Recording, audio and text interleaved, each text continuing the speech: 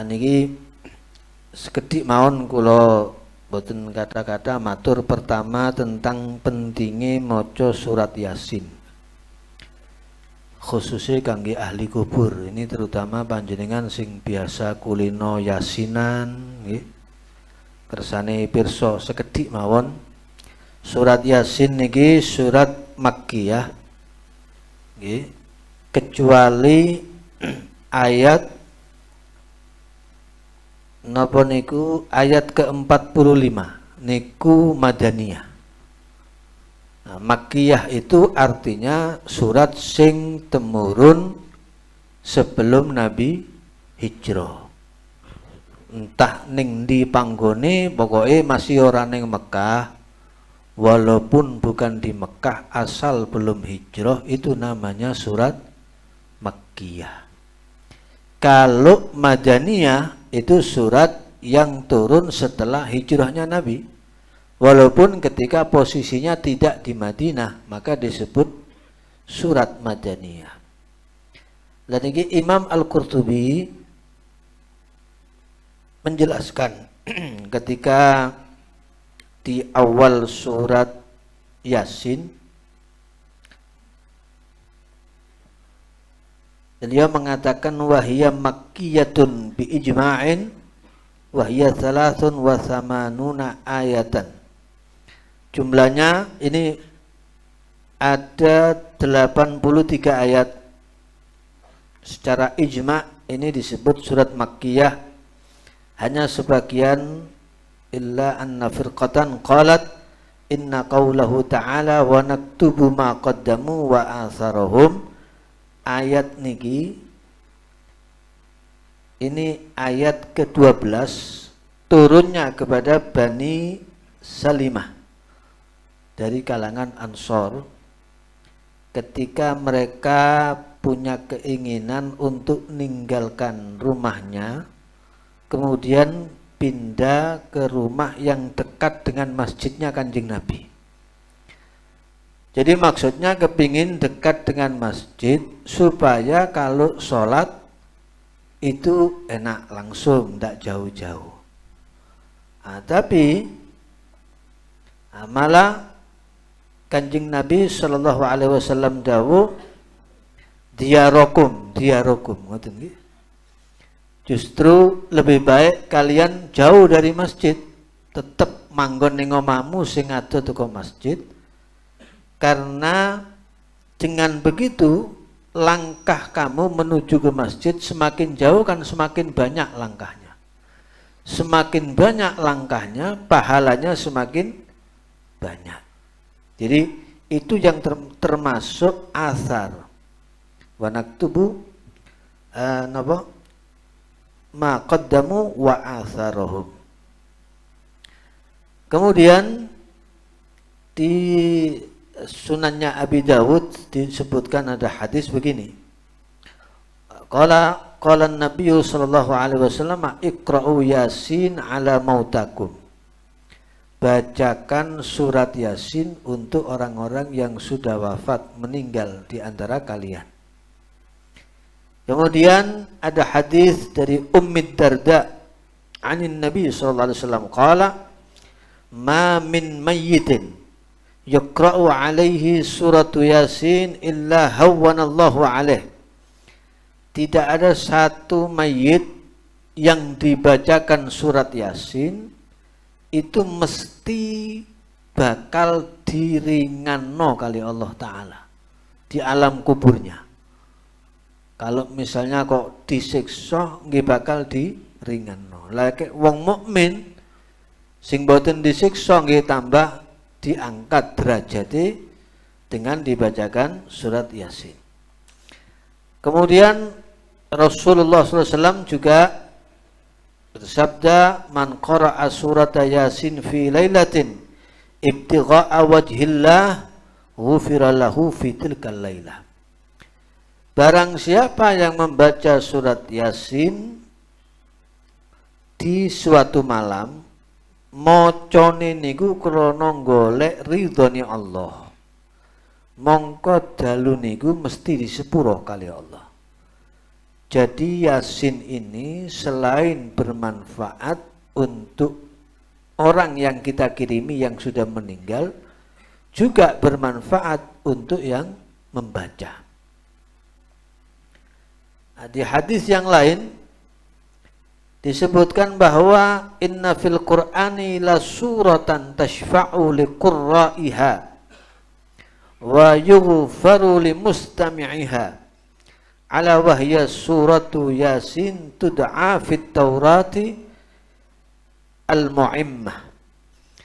Jadi Kanjeng Nabi dawuh di Quran itu ada surat yang nanti memberikan syafaat kepada orang-orang yang membacanya. Jadi besok Yasin niki, surat Yasin niki bakal nulungi, nyafaati tenggulo panjenengan sing maca surat Yasin, dan yang mendengarkan juga diampuni oleh Allah Subhanahu wa taala. Umpama kok mboten apal ngrungokno tok niku wis oleh maghfirah Gusti Allah. Nah, ini surat Yasin ini di Taurat katanya Kanjeng Nabi niki di kitab Taurat dawuhne Kanjeng Nabi disebut Al-Mu'immah. Al-Mu'immah niku sing ngratani. Ketika para sahabat matur, ya Rasulullah, wa mal mu'immah? Apa itu al-mu'immah? Nah, maka dijawab oleh Nabi sallallahu alaihi wasallam, qala ta'ummu sahibaha bi khairid dunya wa tadfa'u anhu ahawilal akhirah wa tud'a ad-dafi'ah wal qadiyah. Jadi disebut al-mu'immah karena satu meratakan kepada orang yang membaca mendapatkan kebaikan dunia dan menolak daripada keguncangan di hari akhirat besok. Dan selain al-mu'immah disebut juga ad-dafi'ah wal qadiyah. Kila ya Rasulullah wa kaifa dzalik? Nah, napa kok disebut ad-dafi'ah, surat sing nolak, al-qadiyah sing mutusi. Ketika ditanyakan maksudnya kepada Nabi alaihi wasallam, maka Nabi menjawab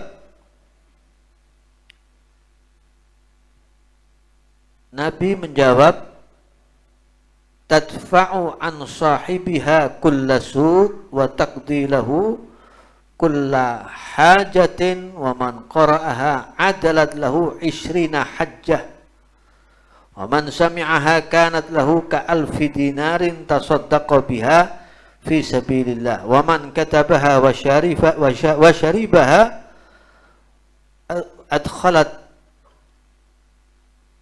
jawfahu alfu dawa'in wa alfu nurin wa alfu yaqinin wa alfu rahmatin wa alfu ra'fatin wa alfu hudan wa nuzi'a anhu kullu da'in wa ghillin.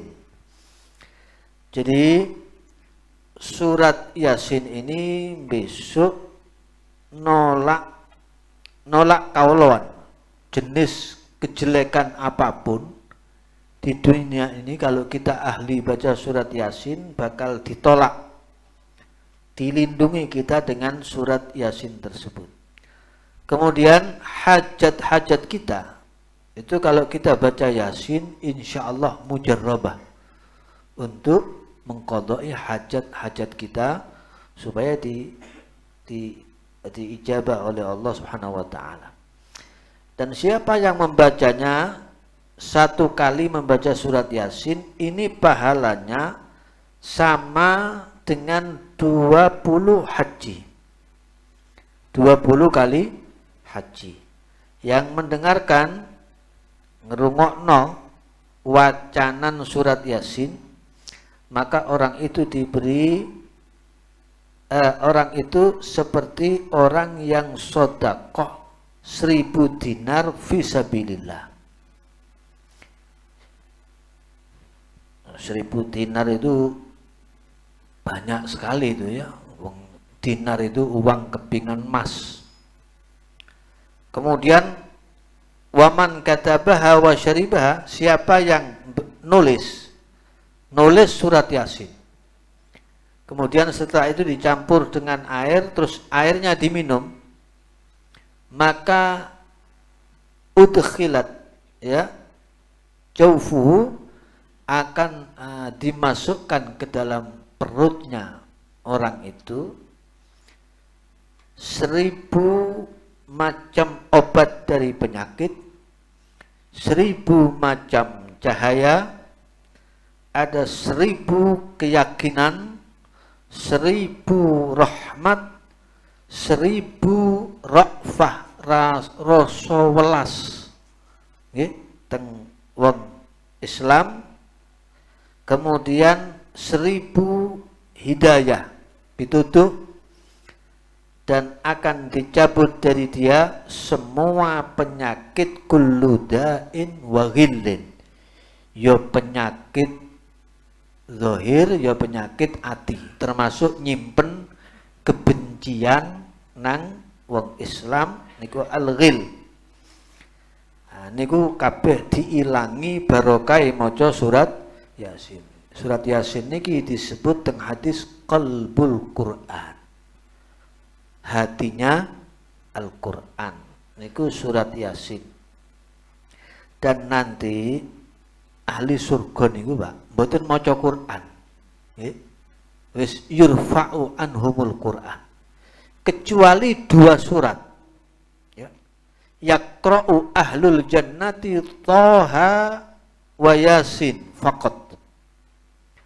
Ahlul jannah itu nanti hanya membaca surat Thaha dan surat Yasin.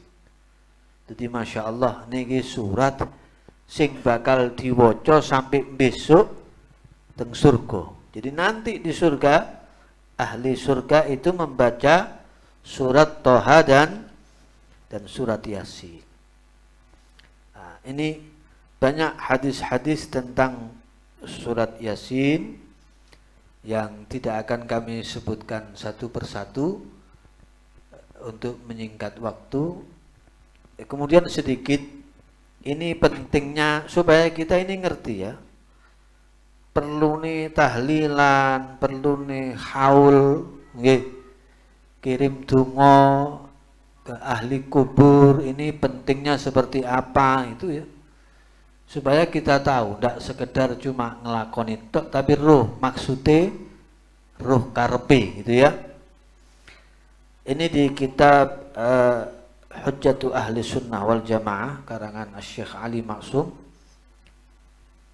tentang jawazu hibati sawabil qiraati was shadaqati lil mayyit wa wusuli sawabil qiraati wa a'malil birri lil mayyit. Pokok intine tentang wenange ngirim ganjarane wacoan napa mawon termasuk Quran, sedekah yang diberikan pahalanya kepada mayit. Niki saya ambil sebagian sedikit saja. Ini bahkan ada banyak akwal dari Ibnu Taimiyah sama Ibnul Qayyim. Sing karo wong Wahabi biasa digawe sandaran, ya, untuk membid'ah-bid'ahkan amalan tahlilan niku. Ini malah dikutip di sini Ibnu Taimiyah itu berkata, annal mayyita yantafi'u bi qira'atil Qur'an kama yantafi'u bil ibadatil maliyati minas shadaqati wa nahwiha. Mayyit itu bisa mengambil manfaat dengan ibadah bacaan Al-Qur'an yang kita kirim pahalanya, sebagaimana mayit bisa mengambil manfaat dari ibadah sing bangsa maliyah. Sampean sedekah, sampean hadiahkan sedekahnya ini untuk orang yang sudah meninggal, apakah orang tua sampean, saudara sampean, itu pasti akan sampai. Kemudian Ibnul Qayyim dalam kitab Ar-Ruh itu berkata, afdalu ma yuhda ilal mayyit as-sadaqatu wal istighfaru wad du'a'u lahu wal hajju anhu. Paling utamanya yang dihadiahkan kepada mayit, 1 sedekah, 2 istighfar, memohonkan ampun kepada Allah, 3 doa, kemudian 4 menghajikan. Nah, biasanya kan ada sekarang istilah haji badal ya. Kalau orang punya niatan mau haji belum kesampaian, keduluan ajal, kalau orang ini sudah mustati' tidak boleh dibagi dulu tirkahnya. Harus yang untuk haji disisihkan dulu, yang untuk zakat disisihkan, yang untuk haji disisihkan. Nah, nanti dihajikan, sisanya itu baru dibagi dijadikan harta waris. Kemudian diterangkan di sini masih perkataan wa amma qiraatul Qur'an wa ihda'uha ilaihi tatawwu'an min ghairi ajrin fahadza yasilu ilaihi kama yasilu ilaihi thawabus shaumi wal haji. Adapun membaca Al-Qur'an dan menghadiahkan bacaan Al-Qur'an kepada mayit yang sifatnya itu tatawwu, ya, tanpa dibayari. Maksudnya sampean itu bacanya itu ora kok diongkosi, ngoten lho nggih. Sampean sendiri tanpa dibayar, tanpa diongkosi, ora diburui, sampean membaca Quran tatawwu, ya, tatawuan, bukan karena mendapat opah, ya, ujroh. Terus niki sampean hadiahkan kepada mayit, maka akan sampai sebagaimana juga pahalanya puasa, kita puasa pahalanya untuk kita berikan mayit, kepada mayit orang tua kita yang sudah meninggal, keluarga kita yang sudah meninggal, sampai termasuk juga haji. Nah, kemudian Al-Hanafiyah, ini dalam mazhab Hanafiyah.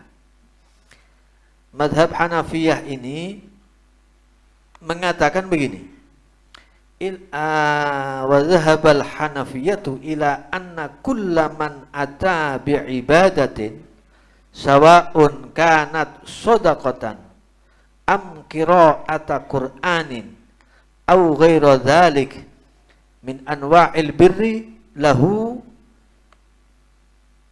ja'lu thawabiha li ghairihi wa yasilu thawabuha ilaih.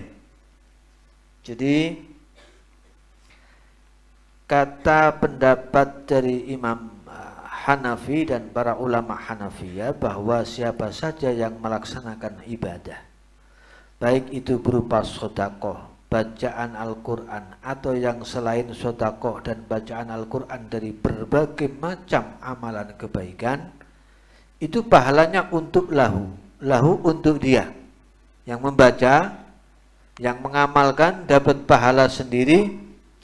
Kemudian ja'lu thawabiha li ghairi, ya, boleh juga orang tersebut, ya, lahu yakni yajuzu lahu, boleh untuk orang itu untuk menjadikan pahalanya kepada orang lain yang sudah meninggal. Wa yasilu thawabuha ilaih, dan nyampe pahalanya kepada yang dikirimi. Nah, Imam Muhib At-Tabari itu sampai berkata, yasilu lil mayyit kullu ibadatin tuf'alu anhu mandubatan kanat aw wajibatan. Jadi sampean ibadah, apakah itu ibadah wajib atau ibadah sunnah, terus sampean kirim ganjarani, sampean ihda sawabnya kepada orang yang sudah meninggal, itu sampai pahalanya. Jadi sampean yo gak usah ngenteni tahlilan, sampean sholat 5 waktu misalnya. Kalau Ikut pendapatnya Imam Al-Muhib At-Tabari ini. Puasa Ramadan. Walaupun itu kan wajib. Terus sampean niatkan pahalanya saya kirimkan kepada abah saya, ibu saya, saudara saya, mbah saya yang sudah meninggal. Sampai termasuk juga ibadah-ibadah sunat. Lah, sampai ini bukan berarti dibagi, Pak. Sing maca oleh separuh, sing dikirimi oleh separuh, mboten ngoten. Sama-sama dapat utuh. Nah, sing ngelakoni oleh wutu, sing dikirimi nggih oleh wutu. Nah, dadi niki. Pun terakhir, Kanjeng Nabi SAW pernah ditanya, ya Rasulullah, ini sahabat bertanya, inna natasaddaqu an mautana wa nahujju anhum wa nad'u lahum hal yasilu dzalika ilaihim? Qala na'am innahu la yasilu ilaihim wa annahum la yafrahuna bihi kama yafrahu ahadukum bit-tabaqi idza uhdiya ilaihim. Jadi sahabat matur, ya Rasulullah, kami ini suka sedekah, haji, dan mendoakan orang-orang yang meninggal di antara kami. Sedekahnya, pahalanya kami hadiahkan kepada yang sudah meninggal. Hajinya juga begitu. Lah ini kita juga mendoakan. Apa nyampe kira-kira pahalanya? Nah, tutup nama boten. Jawabannya Kanjeng Nabi, yo, iku mesti tutup. Dan ahli kubur itu akan sangat bahagia ketika mendapat kiriman kita, koyok bungane sampean nggih, lek di paringi hadiah panganan, ya biasanya kan lek khol-khol niku nggih, talam didum niku lak rebutan nggih. Seneng sampean kate mangan, nggih padha kaya ngoten seneng nggih. Nek dikirimi donga, sedekah, waosan Quran, haji lan sak teruse niku bungahaken teng ahli kubur. Napa? Lajeng niki wonten ziyadah tenggene wasiatul Mustafa. Wasiatul Mustafa kepada Sayyidina Ali bin Abi Thalib karramallahu wajha. Kanjeng Nabi dawuh teng Sayyidina Ali, "Ya Ali, tasaddaq ala mautaka fa inna Allah ta'ala qad wakkala malaikatan yahmiluna sadaqatil ahya'i ilaihim fayafrahuna biha ashadda ma kanu yafrahuna fid dunya wa yaquluna Allahumma ighfir liman nawwara qabrana wa basyirhu bil jannati kama basyarana biha." Jadi Kanjeng Nabi dawuh, ya Ali, khitabe teng Sayyidina Ali bin Abi Thalib, sedekahlah kamu, kirimkan pahalanya untuk orang-orang yang meninggal di antara kamu. Karena Allah Ta'ala itu menugaskan malaikat yang diberi tugas khusus ngirim sodakoi wong sing urip dikirimkan kepada ahli kubur yang dituju. Maka mereka akan bergembira, ahli kubur itu, dengan kiriman kita, sekaligus saking bungai ndongakno, ya Allah, ampuni orang-orang yang menyinari kuburan kami dengan kiriman-kirimannya niku sampean didongakno. Nah, dan oleh sing sampean wacakno niki sing sampean kirimi wong wali-wali. Sampean didongakno wali-wali niku di kuburan. Ya Allah, niki sing ngirimi kula niki, sing madangi kuburan kula niki panjenengan ngapura dosa-dosane. Masyaallah, nggih. Dan berikan kabar gembira kepada dia dengan surga. Panjenengan paringi bebungah ya Allah kelawan swarga sebagaimana dia membahagiakan kami dengan surga semasa hidupnya dengan bacaan-bacaan amal-amal soleh yang dikirim kepada kami. Lah niki Niki pentingnya napa niku kiriman-kiriman doa kepada orang-orang yang meninggal. Jadi khulasatul kalam ini 4 madhab hampir tidak ada khilaf ya. Tidak ada khilaf, yang dikhilafkan itu cuma macemnya amal niku dong. Tapi kalau soal sampainya ihda sawab kepada mayit itu 4 madhab tidak ada khilaf sama sekali. Khilafnya itu hanya macem-macemnya amal niku tok. Wonten sing ngarani sing haji, poso, sing tutuk, wonten sing ngarani sedekah barang dan seterusnya. Niku cuma khilafnya teng niku tok. Tapi semua niku bersepakat, nggih. Nah niki